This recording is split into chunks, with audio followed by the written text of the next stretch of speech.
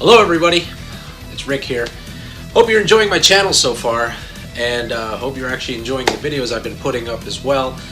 If there's any songs that you want to hear, you might want to see me do, please let me know.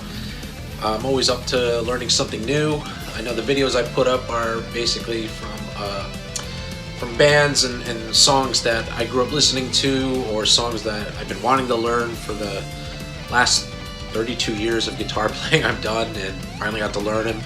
Finally got to do a video for them and post them, so I hope you're enjoying them. But I want to do a little bit of show and tell. Just want to take this time to do this video to show you my gear. I've had several different guitars over the years. First one I got, I don't even know what happened to it. It was a beginner electric. At the time, I was only 13 years old, and when my mom bought it for me, I didn't know one brand from the other. I just saw it and I was like, it's black, it's got a whammy bar, I gotta have it. So she got it for me. It's what I used to take my guitar lessons with back then. It was a long time ago, but and I've been through several different guitars throughout the years, from Warlock BC Riches to Fernandez Dragonflies. I even had a Les Paul at one point. But let me take you to the guitars I currently have right now. Let me show you. This is, obviously, it's a bass guitar. I'm not really a bass player. I bought it mainly for just recording and just to just mess around with, really. I don't really see myself playing bass in a band anytime soon or anything. I mean, it's a cool instrument, but guitar is obviously more my thing. This is an Ibanez Geo. I actually bought it for $100 off Facebook Marketplace. Pretty good deal. As a matter of fact, a quick story about this thing. I took it home, plugged it in, and it wasn't working. I was like, what's going on here? So, I tried different amps, different cables, same thing. It wasn't working. There was this weird static coming out of it. So, I took took the back panel off and checked the electronics. Turns out, none of the wires were connected to the pots. The pickups, the volume knob, nothing. So I was like, told me he told me it was working perfectly fine. And but you know what? It wasn't a hard job to put together. I said, you know what, screw it. I got some tools. I got a soldering iron. I'm just going to put it together myself. So that's what I did, and now it's working perfectly fine. Like I said, Ibanez Geo. It's not really much of a pro model, but it plays like a pro. It's just depending on how your fingers work with it. So, and that's that. And plus, I like the color too. Another guitar I bought off of Facebook Marketplace. This is pretty much I would say kind of mid to low price level guitar. This is a Jackson JS32 Dinky. They normally go for $299 brand new, but I bought this from someone off Marketplace for $125 actually. And he was just looking to get rid of it. I saw it and I said, you know what, I want that guitar. Now keep in mind, this was the first guitar since 1995 that I owned a guitar with a Floyd Rose tremolo system. The last guitar I had with that tremolo was my Ibanez RG270. And I remember how much of a pain in the ass it was to have that, maintain that and restring the guitar with it on there. But you know what? I started gravitating towards it, and now I love it. Now it's become a requirement every time I look for a new guitar. Does it have a Floyd Rose? So yeah, this is something I saw that on Marketplace that I was in great condition. I took a look at it, and when I took it home and plugged it in and started playing it, I just immediately fell in love with Jackson guitars. Just the feel of the neck, everything. Now, if you notice right here, I replaced the pickups with Seymour Duncan JB pickups. This one is the SH4 Trembucker, and for the neck I use the SH2N Jazz pickup. Very good marriage of pickups together for neck and bridge, and now it sounds killer. I love this guitar, and I keep this guitar in drop D tuning, so instead of having to tune down every time, because it's nice to have another guitar, which I'm going to get to, that I keep in standard. So this one pretty much stays in drop D. So now this one here, this is my baby right here. This is a SL5X Jackson X Series Soloist. I mean, I even love the purple sunburst and everything. It's beautiful looking guitar. Neck through body. It's got the Seymour Duncan pickups on there. Well, technically, Duncan designed. They're not really official Seymour, but Duncan Design did model the pickups after a particular configuration from Seymour Duncan pickups. So, I mean, the brightness and tone on these pickups are so much better than what the factory Jackson pickups would offer on a Dinky. But again, Floyd Rose tremolo, locking nut, and when I first saw this guitar from a distance, I thought it was like, oh wow, it's a HSH setting, 2 humbuckers and a single coil, but turns out that's actually humbucker. It's a Duncan Design hot rail pickup, which is actually a humbucker pickup. A little story about this guitar. I used to have another JS32 Dinky, just like this one, but it was the natural oil one, that natural wood finish on there, and I remember, and I only owned it I bought it at Guitar Center for I think the day after Christmas, and I've only had it for 3 weeks. So I remember I was gonna actually take my both Dinkies to Guitar Center to have it restrung. Now normally I could do it myself, but I just didn't want to bother. I said, what, I'll have Guitar Center just do it for me. And then I remember being there, and I thought to myself, you know what? Why don't I just trade this Dinky? And I mean, I already have one Dinky. I like the blue. The natural oil was it was a cool guitar. It was a nice looking guitar, but I just wasn't feeling it. So thank God I was in my exchange period. So I saw this on the rack. I said, I gotta have this. So I basically did a traded for the Soloist, and I'm happy. Now this guitar, compared to this one, there's a difference in weight. This is a little bit heavier than this, but the tones on this guitar is just amazing, especially with the neck through and the Duncan Design. Well, this guitar sounds so much better now that it's got the Seymour Duncans in there.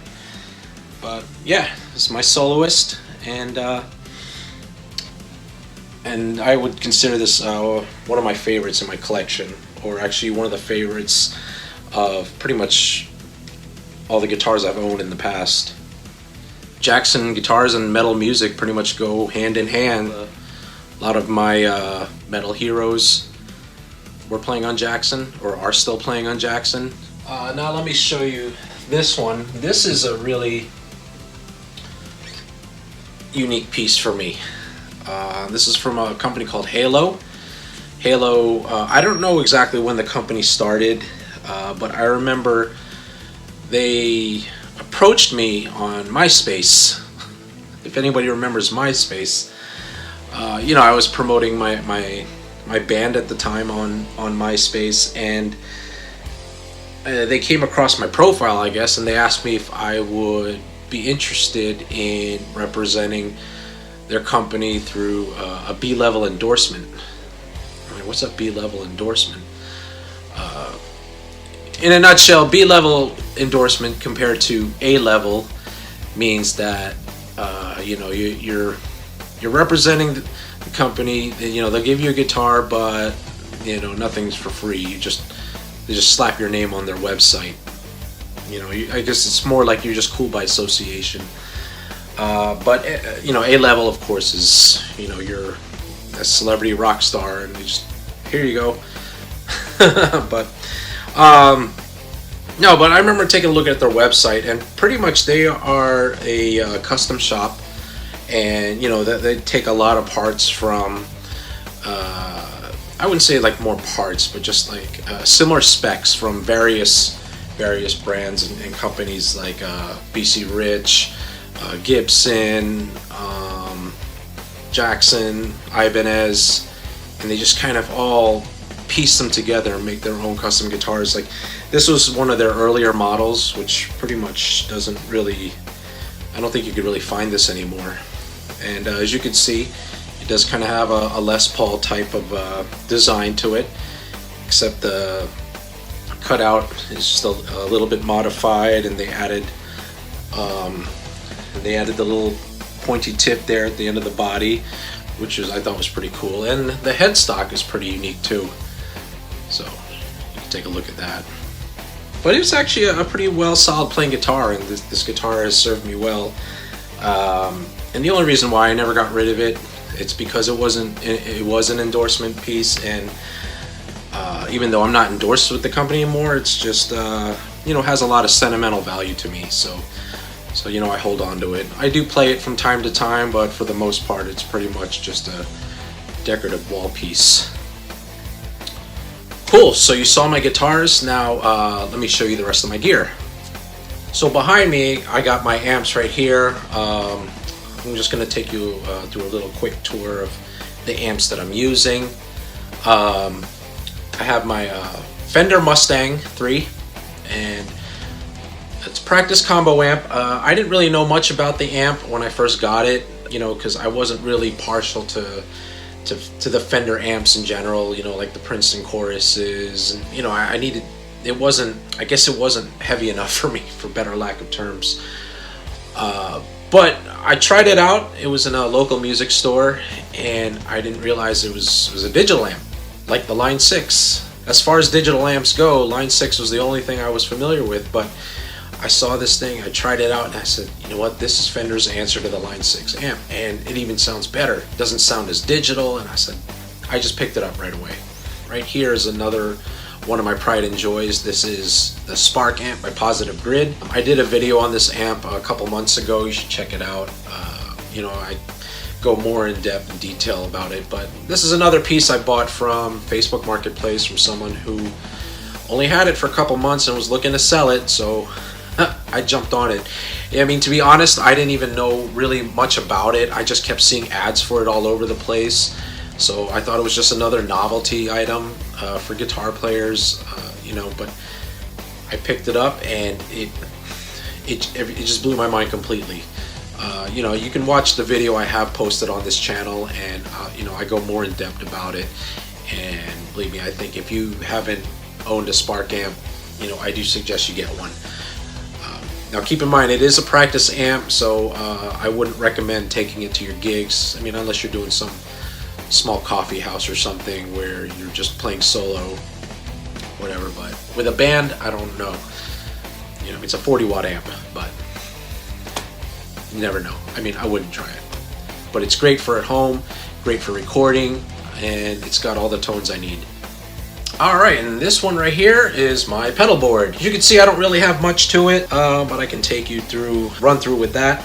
You can see I got my Vox wah pedal, which is a great recent addition that I've had for the past couple months. Again, it was Facebook Marketplace. You find a lot of cool things on Facebook Marketplace. I mean, you'd be surprised what people are willing to sell really, really, really cool gear for. And I got my Boss compression sustainer CS3 model, and again, another Facebook Marketplace item.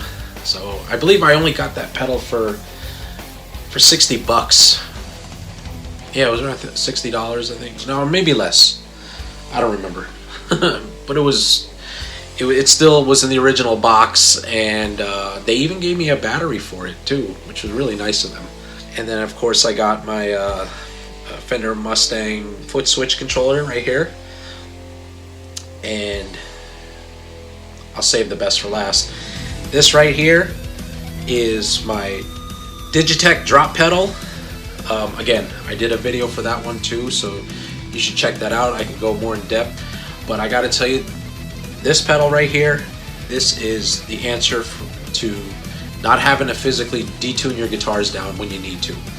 So I mean, if you keep your guitar in standard tuning and you want to go down a half step, no need to detune anymore, click the pedal, you're there. So I just actually, if you saw the Baby Metal video I put up a couple days ago, it was the Doki Doki Morning one. That song is actually in drop A, so that would mean that you'd have to basically tune your guitar to drop D. If your guitar was in drop D, it would go down 5 steps, I believe. Your D string will go 5 steps down to A, then followed by the rest. So yeah, this pedal just did it for me, which was awesome. And that's how I was able to play that song, because I would have said forget it if I had to detune the guitar down, or I would have found another way to play the song, but it wouldn't have sounded right. So, but yeah, this pedal is awesome. Well, so that's it. You know, that's my gear. I've been through so much different gear over the years. I've downsized a lot. I've gotten rid of stuff. Some I don't even keep in my apartment. It's actually stashed away in my parents' house, like my half stacks. I think there might be a couple guitars there. I don't know. Some I've gotten rid of, given away, or sold.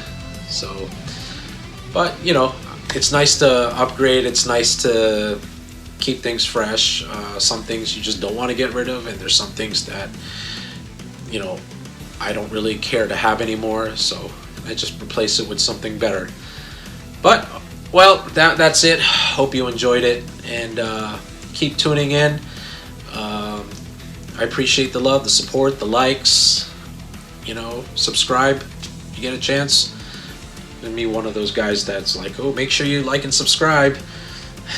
But yeah, make sure you do that. Well, until then, you know, looking forward to putting up the next video and checking out your input. Also, if you got Instagram, you can follow me also at Rickcord777. It's Rickord. You know, play on words. Rickcord777. All right, and until then, I'll see you next time.